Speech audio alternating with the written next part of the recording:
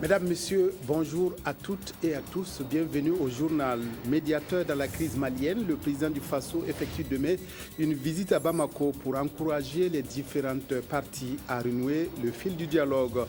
Tenado, commune rurale du Sanguier, a connu vendredi dernier des inondations qui ont fait d'importants dégâts, surtout au marché de la localité où des commerçants ont tout perdu. Le président du Faso, médiateur dans la crise malienne, se rend demain à Bamako pour rencontrer les autorités maliennes.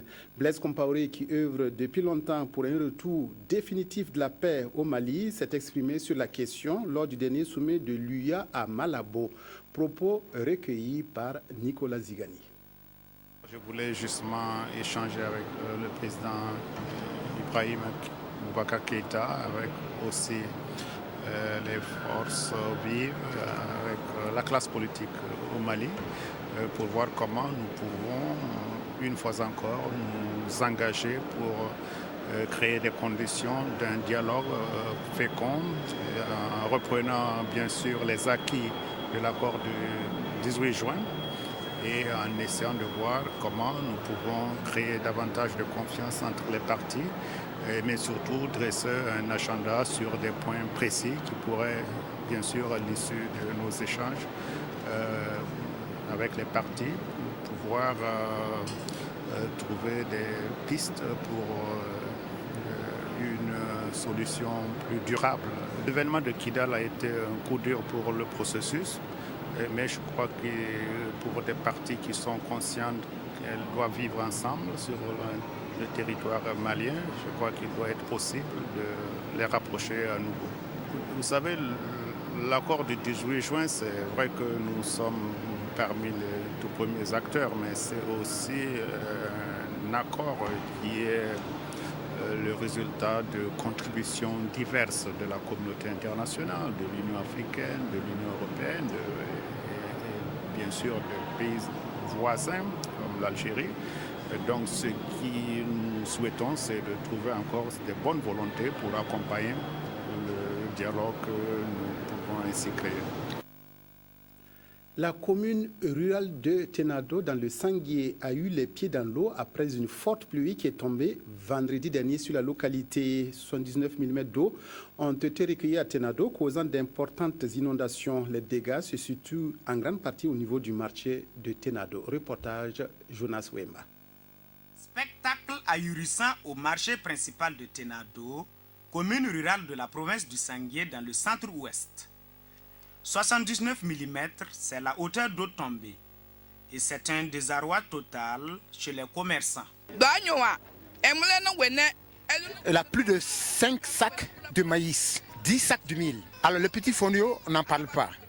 Même le truc qu'on prend pour faire le sumbala là, il y a plus de 10 sacs. Alors l'équivalent, ce qui a perdu sur la goutte, c'est plus de 550 000 francs. En termes de dégâts, j'ai tellement beaucoup perdu. J'avais un congélateur à gaz, j'étais posé dehors. L'eau a emporté ça. Et j'ai beaucoup de matériel de sonorisation. Tout est parti.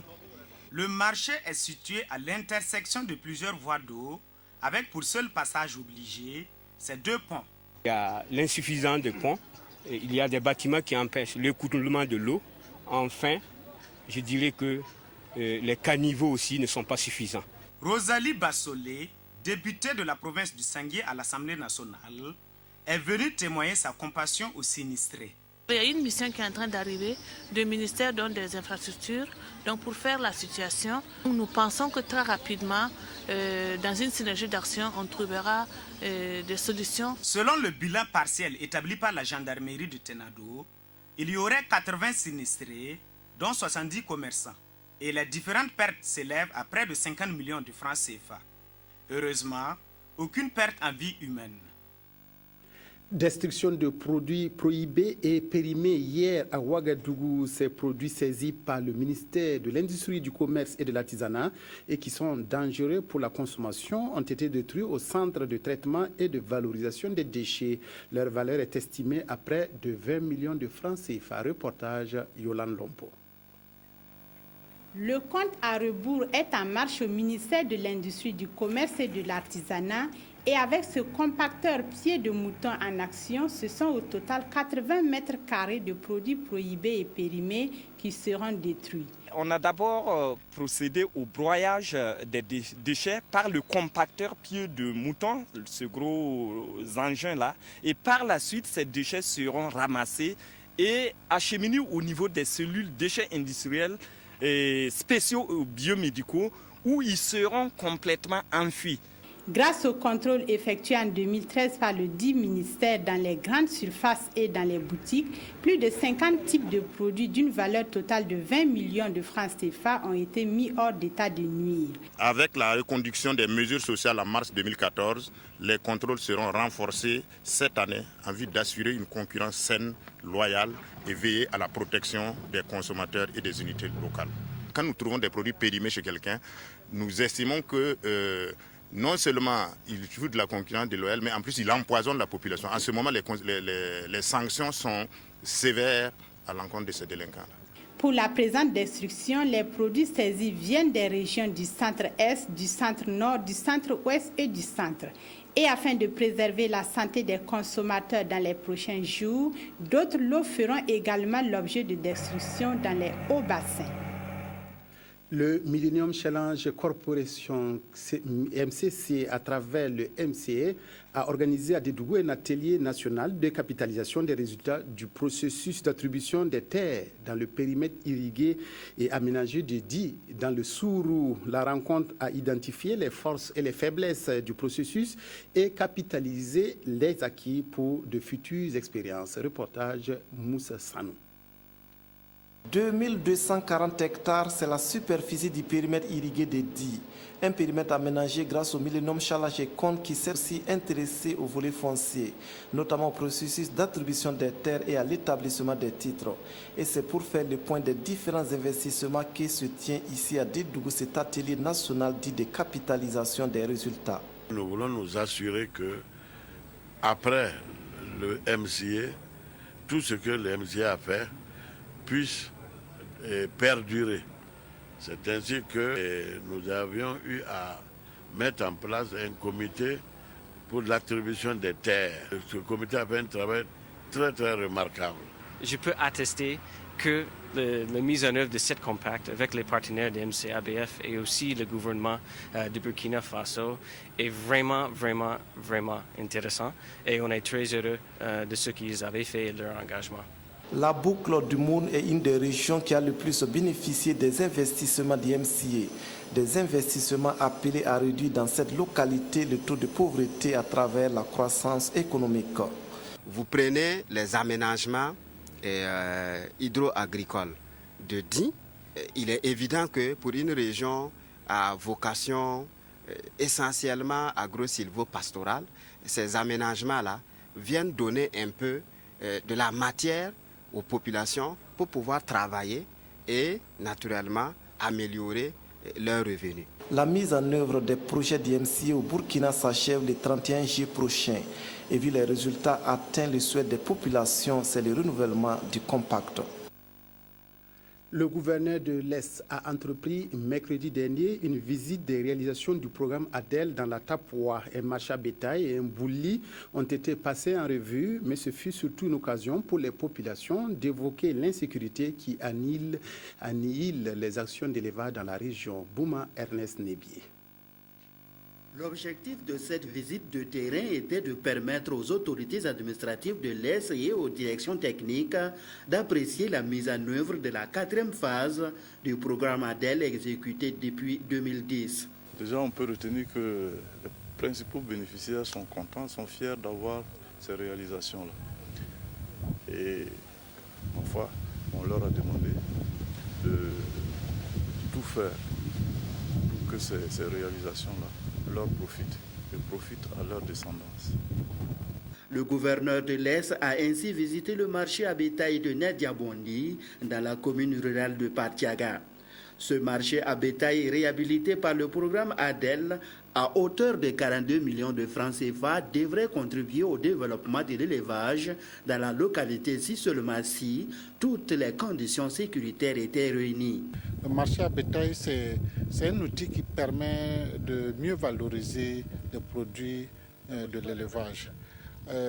Donc ça fait partie du programme de développement de l'élevage au niveau du ministère. Quand on n'a pas d'infrastructure commerciale qui vraiment répondent aux normes, on ne peut pas bien valoriser les produits de l'élevage. Les populations ont souhaité la construction d'un commissariat de police dans la commune pour faire face au grand banditisme. Après le marché à bétail, ce fut au tour d'un bouli d'être visité à Kodjini. D'une capacité de 37 000 m3, ce bouli permet d'abreuver le bétail. Il faut se dire que ce sont des infrastructures pastorales, une infrastructure de commercialisation et une autre infrastructure de soutien à la production. Le choix de ces infrastructures, c'est lié également à toutes les questions et problématiques de gestion de conflits qui sont liés autour de ces marchés et d'insécurité. Et vous avez pu le constater, les acteurs ont pu poser des problèmes liés à la gestion de ces infrastructures. Les échanges autour des deux réalisations ont permis de mettre en exergue les dynamiques déclenchées par ces infrastructures du programme ADEL. Un forage pour les populations de Sapio dans la commune rurale de Guiaro dans le Naouri, réalisé grâce à la Fondation Netri d'Espagne et l'association Les Amis de Rimkieta. Cet ouvrage a coûté 4 millions de francs CFA. La localité devrait aussi être dotée bientôt d'un moulin. Précision, Frédéric Etienne Passenga. Le village de Sapio, situé dans la commune rurale de Guiaro, a un nouveau forage. D'un coût global de 4 millions de francs CFA, la réalisation de cet ouvrage a été rendue possible grâce au Larlenaba, avec l'appui financier de la Fondation Netri en Espagne et de l'association des Amis de Rim qui était au Burkina Faso. Je suis heureux d'être un des hommes qui lève la souffrance des populations de Sapio, de la commune de Guiaro, à cette question cruciale d'eau potable en ces lieux. Pour la représentante des Amis de Rim qui était au Burkina Faso, c'est toujours une satisfaction d'accompagner les initiatives tendant à lutter contre la pauvreté. On a une histoire d'amitié depuis longtemps avec Sa Majesté. Nous sommes vraiment admiratifs et respectueux de son travail et son entreprise en faveur de la population diminuée. Et en partageant les mêmes valeurs, en partageant le même esprit pour essayer de faire un Burkina un peu plus mieux. Donc nous, ensemble, on a jugé nécessaire de donner un coup de main pour aider la population d'ici. Les populations bénéficiaires, elles, se réjouissent de ce don. Elles ont par ailleurs saisi l'opportunité pour témoigner toute leur gratitude. Plus que combler, une richesse est que avoir une amitié de cette trempe dépasse un avoir financier. Le donateur n'entend pas s'arrêter à ce geste. Il a promis très prochainement un moulin aux femmes de Sapio. La formation continue des infirmiers chefs de poste des centres de santé et de promotion sociale CSPS du Burkina s'est achevée vendredi dernier. Elle a permis de renforcer les capacités de ces agents de santé pour les rendre plus opérationnels dans leur structure de santé. Reportage Claudine Bikaba. Les infirmiers chefs de poste des CSPS du Burkina en fin de formation à l'hôpital Blaise Compaoré. Une formation continue qui visait le recyclage de ces agents de santé pour les permettre d'être plus opérationnels. Nous sommes à la 5e session de formation des infirmiers chefs de poste avec l'appui donc de la République de Chine-Taïwan. C'est en fait une formation continue. Et comme vous savez, si vous ne renouvelez pas vos connaissances, si vous ne les mettez pas à jour en fonction des nouvelles petites méthodes qui sont découvertes et qui facilitent le travail aux professionnels, naturellement, ça ne sera pas facile pour eux sur le terrain. Donc ces formations visent donc le renforcement des capacités et puis aussi avec l'aide de tous les mannequins, leur apprendre aussi les nouvelles techniques qu'ils peuvent mettre en œuvre pour pouvoir faciliter le travail, soit en termes d'accouchement, mais également aussi en termes d'autres pratiques au niveau donc des centres de santé. Plusieurs modulaires ont été dispensés qu'ils ont trouvé très utiles pour eux et pour leurs patients. Bon, il faut reconnaître qu'on a beaucoup appris Il y a beaucoup de thèmes qui sont abordés en termes de gestion, en termes de prestation même des soins, en termes de technique d'administration des soins, en tout cas en termes de planification, en tout cas tout ce qui concerne la santé publique, on a touché en tout cas du doigt tout ce qu'il y a. Il y avait des petites techniques que nous négligeons et aujourd'hui ils nous ont prouvé que ces petits gestes seulement pouvaient sauver des centaines de vies. Après 5 jours de recyclage, ces agents de santé ont été invités par le premier responsable à relayer les connaissances acquises. Il n'a pas manqué aussi de les prodiguer des conseils visant à les amener à se rendre compte de l'exigence de leur métier. Ils ont également reçu des certificats de fin de formation. Le quotidien L'Observateur Palga lance un nouveau site web. Ce site, qui intègre la technologie Web 20, offre plus d'interactivité et d'innovation avec les réseaux sociaux, le multimédia, la photothèque ou encore l'Obs TV. Le journal a aussi lancé l'Obs SMS qui permet de recevoir au jour le jour des informations sur son portable. Adama Koulibaly. Premier quotidien d'information illustré d'Afrique de l'Ouest depuis mai 1973, date de sa création, l'Observateur Palga a lancé son premier site web en 2000. Cette nouvelle enveloppe technologique est le 6e relookage du site internet de ce quotidien pour offrir plus d'interactivité grâce à un contenu optimisé. Le nouveau site web de l'Observateur Palga est un site interactif, dynamique, qui procède du web 2.0, qui est le web participatif. Et c'est un site qui intègre les réseaux sociaux, Facebook, Twitter, Google+, tout ça pour pouvoir partager l'information, que les internautes puissent échanger entre eux, échanger avec les journalistes, mais également c'est un site qui intègre, où on a fait l'implémentation du e-commerce, c'est-à-dire les services marchands sur Internet. L'autre innovation du journal qui sera opérationnelle dès le 30 juin est l'Obs SMS, qui permet de recevoir au quotidien des informations sur son téléphone mobile. Il est démontré qu'au Burkina Faso, sur 5 citoyens, il y a au moins 3 qui ont le portable. Et avec ce portable, grâce justement aux plateformes, grâce à Telmore et à nos webmasters et autres, à 25 francs par jour, 100 francs par semaine et 400 francs par mois, en tapant sur un certain nombre d'étoiles, étoile 335 dièse, et vous avez en temps réel l'information. Avec cette nouvelle configuration, l'Observateur Palga entend se mettre au diapason des dernières technologies du web participatif pour mieux servir ses cyberlecteurs. Les lauréats des prix Gallian 2014 ont été conviés à une soirée dite Nuit des lauréats. La Nuit des lauréats, première édition depuis la création des prix Gallian, est un espace de retrouvailles et de divertissement des communicateurs primés et soutenus par le ministère de la Communication. Reportage Bouma Ernest Nébier. C'est une innovation majeure des Gallians qui se tient quelques jours après l'édition de 2014. La Nuit des lauréats, une occasion donnée par le ministère de la Communication aux lauréats pour se retrouver et fraterniser. Nous allons organiser la Nuit des lauréats et consécutivement et à la Nuit du communicateur pour mettre davantage en vitrine celles et ceux qui se seront prêtés au jeu et qui auront pu vraiment avoir les prix au cours de la Nuit du communicateur. Je pense que notre combat quotidien avec le Conseil supérieur de la communication, c'est de travailler à la mise en œuvre et de la convention collective en partenariat avec les départements ministériels qui doivent apporter des contributions pour pouvoir réaliser cela.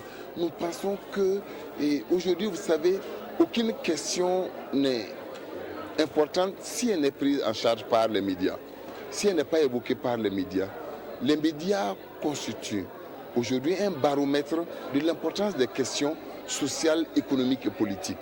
Prestations d'artistes, musiciens et d'humoristes ont marqué cette soirée que les lauréats ont beaucoup appréciée. C'était une belle soirée, on a eu l'occasion de se retrouver. Comme c'est une première, on se demandait qu'est-ce qu'il y aurait comme contenu, mais ça a été ludique Et vraiment, c'est un bol d'air dans le boulot qu'on fait.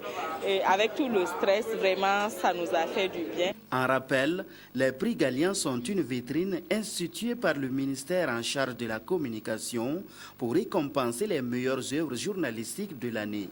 Et cette nuit des lauréats est un ingrédient qui vient agrémenter le goût de ce cadre de récompense. La 11e promotion des stylistes et modélistes et la 4e promotion des esthéticiennes et coiffeuses du centre de formation professionnelle de Nash Mode ont reçu vendredi leur diplôme de fin de formation. La cérémonie de sortie était placée autour du thème « Abnégation dans la formation professionnelle ». Estelle Judith Assorba. Elles sont modélistes, stylistes, esthéticiennes et coiffeuses que le centre de formation professionnelle Nash Mode vient de mettre à la disposition du marché de l'emploi. Une nouvelle page s'ouvre ainsi pour ces lauréates qui doivent user de ces compétences acquises pour se faire une place de choix dans le tissu social. Abnégation dans la formation professionnelle, c'est sous ce thème que ces apprenantes en fin de formation ont placé cette cérémonie. Cette année, nous avons changé notre méthode pour faciliter l'insertion.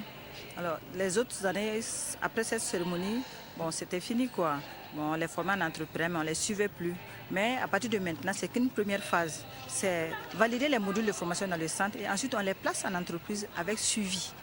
C'est à l'issue de ça que nous allons les réévaluer et puis les attribuer les attestations de fin de formation. Le centre de formation professionnelle Nash Mode a enregistré 44 admises sur un total de 50 candidates à la session de 2014 du certificat de qualification professionnelle. Des résultats que la marraine, la ministre de la promotion de la femme et du genre, apprécie. Nous voulons voir avec la directrice de l'école quel appui plus structuré. Le ministère ne peut pas former toutes les filles qui sont en quête de formation professionnelle, mais s'il y a des institutions qui sont là et qui le font, nous donnons notre contribution sous forme d'équipement. Un concours de meilleures stylistes, esthéticiennes et coiffeuses a été initié à l'occasion et celles qui se sont distinguées ont été récompensées. Sport football, la 5e édition de la Coupe de la Fraternité et de l'Unité du Centre-Sud a connu son dénouement hier à Kombisri. La finale a opposé l'équipe de Kombisri à celle de Pau qui l'a emportée par 1-0. Reportage Yacouba Ouedrao. Et si les populations du Centre-Sud aimaient le football, surtout quand il se joue sur leur terroir? Le contexte actuel de la fête mondiale du ballon rond au Brésil n'a nullement entamé la mobilisation de cette région, réunie ici à Kombisri pour la finale de la Coupe de la Fraternité de l'Unité du Centre-Sud, acte 5. Dans les tribunes, le gouvernement est bien présent pour soutenir ce joyau du ministre Jean-Bertin Ouedraogo. Prenons l'engagement dès ce soir, avec les instructions de son Excellence le Premier ministre, à budgétiser le stade de Kombisri afin que dans les années à venir, nous puissions nous retrouver encore, non pas sous des tentes, mais sur de jolies tribunes. En attendant ce stade avec tribune sur l'aire de jeu, c'est la commune de Kombisri en jaune et celle de Pau qui se lance à la conquête du 4e titre pour le Bazega, le 2e pour le Naouri détenteur du trophée. Pau défend bien son titre dans les 15 premières minutes, mais manque d'efficacité. Kombisri, poussé par ses supporters, se réveille, mais à la pause, 0 but partout. Le Bazega est bien sur son territoire et cela se ressent en seconde période. Les jeunes prennent le match en leur compte, mais but sur un excellent Malabou Makwele, le portier de Pau. Sur la seule combinaison bien menée par les Oranges du Naouri en seconde période, Adama Kwanda scelle le sort de ce match. 1-0 pour Pau qui conserve son titre, mais c'est surtout le Centre-Sud qui en ressort gagnant. Il n'y a pas de vainqueur, il n'y a pas de vaincu. Pour moi, c'est la région qui a gagné, c'est la jeunesse qui a gagné, c'est le sport qui contribue davantage à galvaniser la jeunesse. Je souhaite que cette compétition constitue un exemple pour d'autres régions, pour d'autres initiatives, pour que le sport devienne toujours ce facteur d'unité, ce facteur de cohésion sociale dans notre pays. Des jeux de maillot pour toutes les communes qui ont pris part à la compétition. En prix officiel, 100 000 francs CFA, un jeu de maillot, un ballon et un trophée pour Kombisri. 150 000 francs CFA, un jeu de maillot, 2 ballons et le trophée de vainqueur pour Pau. Des prix bien rehaussés par de nombreuses primes spéciales. Un peu plus tôt dans la matinée en cyclisme, c'est Malik Tassambedo du Bazega qui est allé plus vite que ses concurrents, tandis que chez les dames, Antoinette Ouedraogo du Naouri dictait sa loi à ses adversaires. Prochain rendez-vous, 2015 à Pau.